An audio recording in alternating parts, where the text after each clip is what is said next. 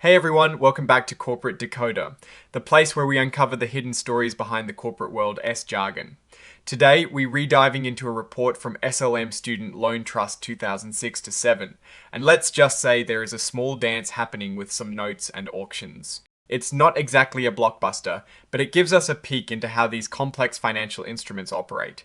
Stick around as we decode what this really means. Hey everyone, welcome back to Corporate Decoder, the place where we uncover the hidden stories behind the corporate world jargon. Today, we're rediving into a report from SLM Student Loan Trust 2006-7, and let's just say there is a small dance happening with some notes and auctions. It's not exactly a blockbuster, but it gives us a peek into how these complex financial instruments operate. Stick around as we decode what this really means. Before we dive in, if you love getting these kinds of straightforward insights from official documents, make sure you are subscribed. Also, if you want to chat with us and other viewers about these filings, our Discord community is linked in the description below, so join us there. So, what exactly is this report about? Well, it is a current report filed on the 10th of October 2025. It is letting the world know about some planned actions related to SLM Student Loan Trust 2006-7.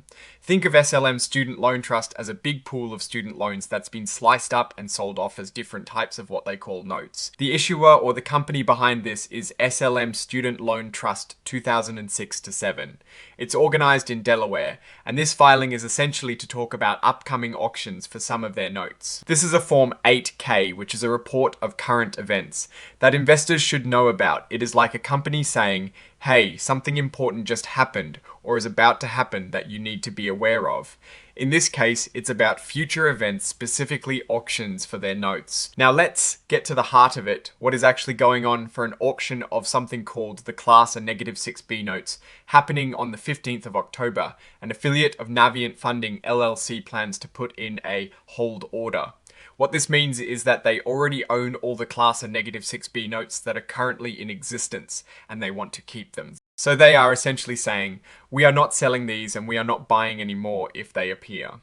Then things get a little more interesting with the Class A -6C notes for an auction happening on the 17th of October.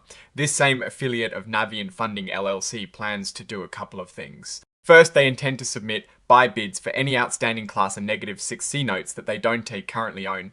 They are willing to buy these notes at a specific rate. This rate is calculated as 30-day average SOFR, which is a benchmark interest rate plus a small percentage point called 0.11448%, and then an additional 1.50% per year. This is basically telling us the price they are willing to pay. Second, for the Class A -6C notes that they do already own, they will also submit a hold order, just like with the Class A -6B notes.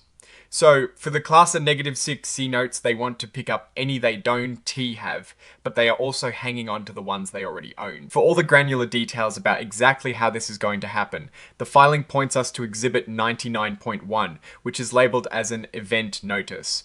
This is where you would go if you needed to see the nitty-gritty of the auction terms. The report also lists the exhibits filed with it. In this case, this is Exhibit 99.1, the event notice. It doesn't have any financial statements in this particular report, focusing more on the upcoming events rather than past financial performance. And lastly, we see the signatures, meaning this report has been officially authorized. Navient Solutions LLC, acting as the administrator for SLM Student Loan Trust 2006-7, has signed off on this. Mai Kao, who holds the title of Managing Director, has signed on behalf of the trust. This confirms that Navient is overseeing these actions for the trust. So, what is the big takeaway here? This filing is T about a company, S profits or losses, but it's a very specific operational announcement about how certain debt instruments, these student loan notes, are being managed through auctions. The key players here are the SLM Student Loan Trust 2006-7 and an affiliate of Navient Funding LLC. They are essentially orchestrating the buying and holding of their own debt. For the SLM Student Loan Trust 2006-7, the main risk or opportunity here is managing its liabilities and ensuring the notes are traded in an orderly fashion. By having an affiliate submit hold orders, they are controlling the supply of these notes in the market. For the Class A -6C notes, they are also looking to consolidate ownership by buying up the remaining notes at a specific defined interest rate. This strategy can sometimes be used to simplify the management of debt or to prepare for a different financial transaction down the line. The complexity of SOFRI plus these additional percentages might seem daunting, but at its core, it is just a formula to determine the interest rate for these notes.